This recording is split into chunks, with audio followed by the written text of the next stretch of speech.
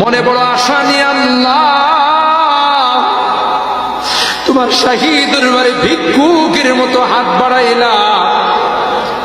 তুমি যদি ক্ষমা না করো, কে আমাদেরকে ক্ষমা করবে? কে আমাদের মাফ করবে? ভিক্ষুকে একজনের কাছে ভিক্ষা না পেলে আরেকজনের কাছে পায়।